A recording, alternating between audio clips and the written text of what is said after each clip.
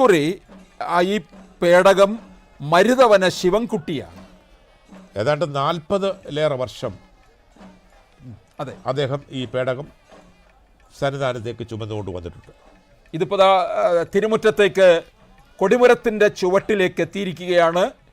ഇവിടുന്ന് ഇപ്പോൾ ശ്രീകോവിലേക്ക് അത് എത്തിക്കഴിഞ്ഞാൽ തന്ത്രിയും മേൽശാന്തിയും ചേർന്ന് സ്വീകരിച്ച് അകത്തേക്ക് കൊണ്ടുപോകും. പിന്നീട് നടയടയ്ക്കും. തിരുവാഭരണങ്ങൾ ചാർത്തിയ ദീപാരാധനയ്ക്കായി മണി മുഴക്കും.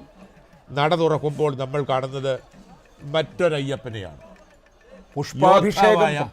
യോദ്ധാവായ അയ്യപ്പൻ, താപസവേഷധാരിയായ അയ്യപ്പൻ സർവാഭരണ വിഭൂഷിതനായി മാറാൻ പോവുകയാണ്. അത് ഒരു അച്ഛൻ്റെ ആഗ്രഹമാണ്. ശബരിമലയിൽ അയ്യപ്പൻ എന്നും സന്യാസിയാണ്, നിത്യബ്രഹ്മചാരിയാണ്, യോഗീശ്വരനാണ്. എന്നാൽ കാന്തമലയിൽ അയ്യപ്പൻ ജ്യോതിസ്വരൂപനാണ്. എവിടെയാണ് കാന്തമല?